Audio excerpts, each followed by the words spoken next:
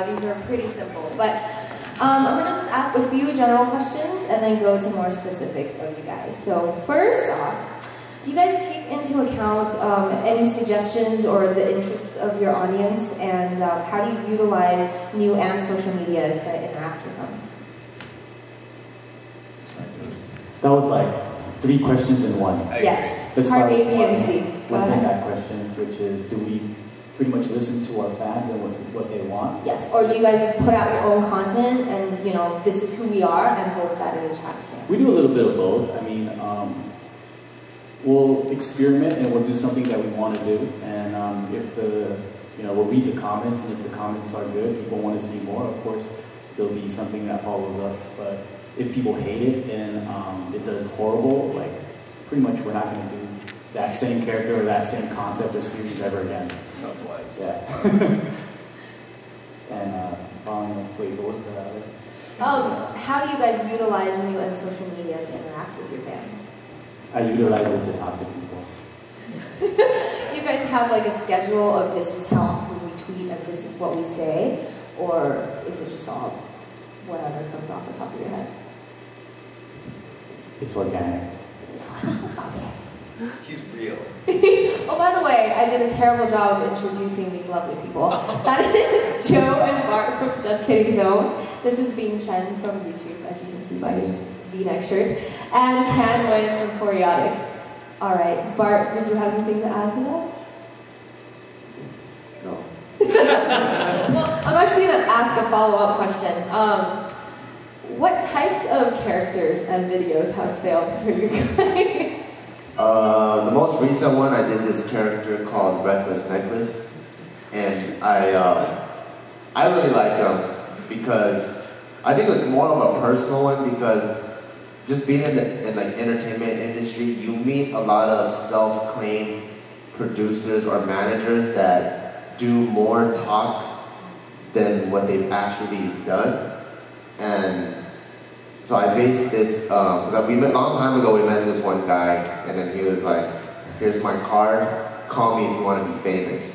Yeah, and so we just met a lot of these type of guys throughout the year, so I created this character, and his voice is kind of annoying, so I'm yeah, you know, it's Reckless Necklace. That's what he sounds like, and all he ever does is self-proclaim all this shit. He's always wearing like really expensive stuff, even though it's not necessary. And then I think on the likes or dislikes bar, it was like Christmas. It was like half green, half red, and that's really, really bad. You want to see as much green as possible and almost little to no red. It was just a shitload of red. And I started getting death threats on the comments, so I was like, I better take this thing off. So I don't think that character is ever going to come back ever again. Well, I think we definitely appreciate the courage that you guys have to put that kind of stuff out there, because you never know. Is that you, Jimmy? That's Benny. Hello, Benny Wall from New Media Rockstars. Mr. Lowe is in the building now. Alright, and for you, Bing, it's the same question along the lines of, does YouTube and Google also have ways to interact with your audience, and do you guys take into account kind of the users of YouTube and what it is that they seek and how you guys can improve with that? So contrary to what some of you may believe, we're not here to screw you over, not listen to you.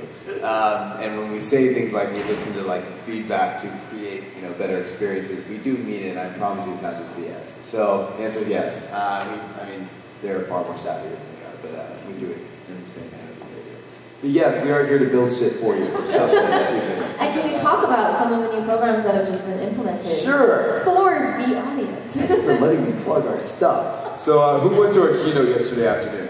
None of you. That's one of you. Yeah. So the one who matters, I'll be reinforcing this to you. The rest of you, I'm very disappointed. No, I'm just kidding. So we announced a bunch of stuff yesterday I was really excited about. So in no particular order, we know that building audiences is really, really important for people, like no matter who you are, whether you're a Higa or you're a Bing.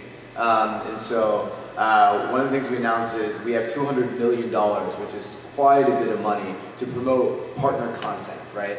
And so what we want you guys to do is you go to youtube.com/submit your trailer, and trailer spelled with ER, right? We will work with, I can't say the exact number, but quite a few partners and promote you everywhere. So all over the internet, all over TV and all that. So that's something we announced yesterday. Another thing that we announced to help you guys just get better are YouTube.com/TheBigOTrailer. Another one that like these guys actually should probably be a part of is YouTube Next Comic. So YouTube Next Comic is looking for like the next big, huge comedian. This is a program I co-launched, we just announced yesterday. You get $10,000 worth of promotion, you get a brand new $5,000 worth video equipment package, you get a bunch of digital training, and then you get mentorship by, I can't say who the celebrity mentor is yet, but it's a really big deal. So it's going to be awesome. We'll announce it in the next one. But really, really good media social media. So that's another thing. Another thing we announced is partner rewards. So how many of you have 100,000 subs? They're on their way. Nice, there's one of you.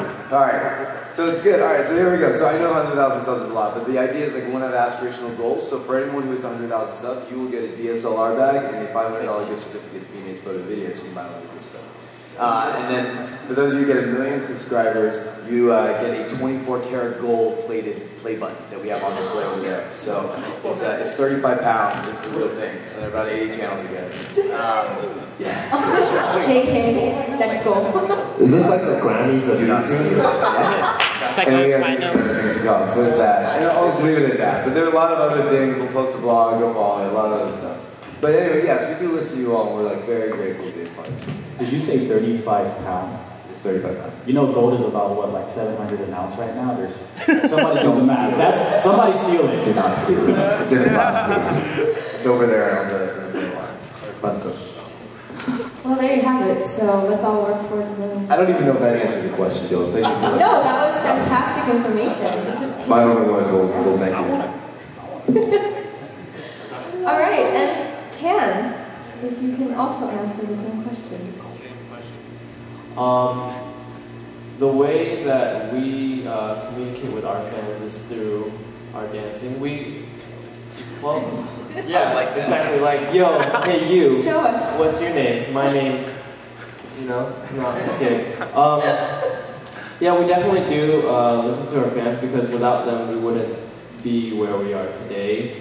And without them, that's like one of our main inspirations is to continue to dance, is to inspire the fans back. So we're basically like dancing for the fans, like almost all the time. Not just for ourselves, but yeah, that's like one of the most important things in our dancing is the support that we get from our family and friends and everybody who watches us on YouTube.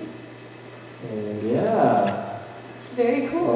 And we always try our best to talk to everybody through Twitter and everything because it's really awesome to see that, just one tweet can make somebody's day or you know what I mean? So, yeah. And how many of you guys Ustream here? Yay! Do you want to talk about Ustream? Because that's also a great way to talk to people. What's Ustream? Ustream. What is Ustream? Ustream is basically you're streaming yourself live through a webcam or whatever, and you have people watching you. It's kind of like your own little TV station, but with just you. And that's pretty much what it is. And it's a really fast and easy way to talk to your fans. And it's also very fun. I think you guys should check it out. Right? We used to do it, but we have YouTube Live option that we've never used. Which more people watch. Yeah. Well, we have that option. Can you hook it up with me? I want to learn how to do that too. Every partner can use Hangouts on Air via Google Plus and stream it live interactively to your YouTube channel, which is that's my job every day. Wow, we're learning a lot of new things here. Okay, and on that note, we can move on to the second question, which is a lot more interactive, I think. How have collaborations helped enhance your work? Hello! Jimmy Wong. Jimmy Wong, we saved HGN for you. So this is our surprise guest, Jimmy Wong, who's You have to tell us your favorite color and what you wear at night. Just undies. I like sleeping without a shirt on. And I should have color first, huh? That was awkward. And blue, sky blue. awesome. So this is Jimmy Wong, everyone. And he was actually too popular to be here for the whole thing, but we're really happy that he joined us now. Jimmy is actually in Video Game High School. If you guys have not heard about that, and it is fantastic, so definitely watch that. He's also a musician as well as an actor and a bunch of other stuff. So, with that introduction, we actually just got started with the second question, so this is perfect. How have collaborations helped enhance your content? Starting with Joe. It helped a lot. Brevity, that's what we want. I think collaborations are the shit because you make your own, like you have your own ideas and you're communicating your own ideas so much for such a long time that when you bring someone on board, like even if you wrote the script, when the way someone else reads it, you're like, oh shit, like I never saw it that way, or they bring a different energy, or it's kind of like when it's like how your mom and your dad, like when they made a baby and it turned out to be you. The ultimate collaboration. Yeah, it's the ultimate collaboration, right? Because without the mom, then it would just be another, I guess, dad if they cloned your dad. But because of the ultimate collaboration, there's you. So it's pretty cool. You're just making babies. Every time you're collaborating, you're making different types of babies, whether it's with music or videos or cake. Yeah. That was fantastic. Yeah. I'm glad my friends ultimately collabed to make me as well.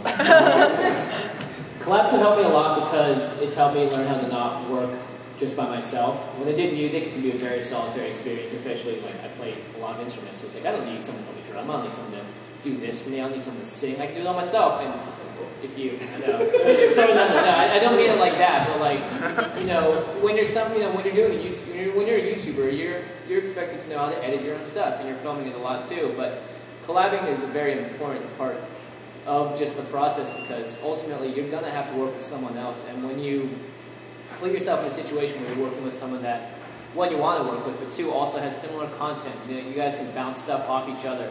Just that process alone is such an instructional one, and there's a lot of room for personal growth there. And I think that's actually one of the more important parts of YouTube is ultimately you're learning to get along with a lot of people and do it marvelously. And ultimately you're going to create better art because of it. It's fun. Yeah, and it's really fun. After you get over yourself. Like me. And for Bing, the YouTube question is I'll be promoting something right now. How has YouTube helped their content creators in terms of increasing collaborations? Well, we have so many tools. No, I'm just kidding. We don't promote any form of content over one or another, right? Good content is good content. So a lot of people think though, like, how do I get on the homepage and so forth? Here's how you get on the homepage and so forth.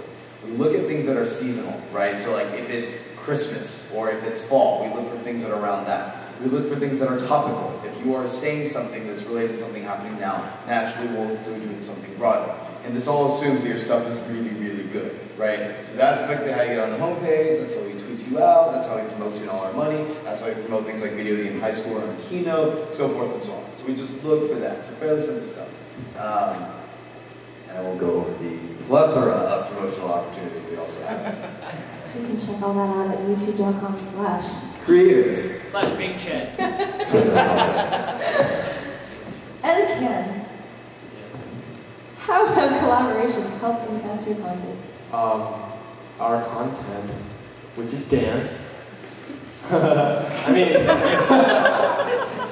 which is dance. It's physical music. Yes. I mean, as a dancer, when you make up your own stuff, like your own choreography, you can only go so much with it, but then when you work with a second head, it's like the saying 2 heads are better than one. It's actually really true because, like, say you're stuck on like creating something and someone comes in and just helps you. It just makes it that much better, and also you're creating something that you alone would have never been able to create unless you had help from someone. So I think like collaborating is just awesome just because you're creating new stuff all the time, and basically what they said. And you've also collabed with JK, so collaborations span beyond just your own craft as well. Yes, we collaborate a lot. We were doing dance moves together, and we roboted together. We did. We should make some more roboting videos. like right now. Ready? Do it. Do it. Now? Yeah, sing. And you can sing. Bam. Let me tell you a story. See that? We just made something completely new. You know what I mean? You made a baby right in front of me. We just made a collaboration robot baby in front of your face. All right, so we're going to move on to individual questions, and we're going to start with JK, and this is a bit of a heavier issue here, if you can prepare for that. But I remember how you guys were saying that you guys get messages and videos and stuff from fans that aren't Asian who like do the Vietnamese accent because they think that's really cool, right? It could be like, you know, a Hispanic guy that tries to do it, and it's like the new Ebonics, and you guys have made Bobby accents really cool. So on that That's really cool. I think it's hilarious when someone that's not Asian can do a really good Asian accent. and it's like, not out of racism. Like they're actually, they think it's cool to do it. And same with Can and Choreotics and, you know, making that cool via ABDC. So with that introduction, how are you guys contributing to the breaking of stereotypes and changing perceptions of race? I always thought that we were perpetuating stereotypes like a motherfucker and people were hating us. But no, let's be serious for a minute. It's a really touchy subject because when you do racial humor, it's a double-edged sword. You know, some people are gonna love it, some people are gonna hate it. But when you do edgy content, I think sometimes really great stuff come out of it because a lot of comedy comes from things that are taboo or things you're not supposed to talk about or things you're not supposed to make fun of. Really, you know, you're supposed to really push the boundaries. And I think good comedy comes from that. And when you make fun of yourself, it kind of humbles you, you know? And it also shows like, hey, why can't we laugh at ourselves from time to time? And another thing is, when a lot of comics do use cultural humor or racial humor, and I think what matters is the intent behind it and the execution of it. So if your own community is behind you and they're fully like, yes, that is funny stuff, and not against you like, yo man, you're making us look bad, then I think you're doing things right. But if they hate you and they want you to die and the whole world doesn't want you around, stop doing it. Because it's not well. This is wise advice. Yeah. But for example, Dave Chappelle, Russell Peters, a lot of big time comedians do, you know, racial humor and stuff like that. The cable guy? They're the cable guy. People have been making fun of themselves for years. I think any Adam Sandler movie. Yeah. So, yeah, anything to add to that? I don't get any follow-up questions? Yeah, that's it. Do you have a follow-up answer?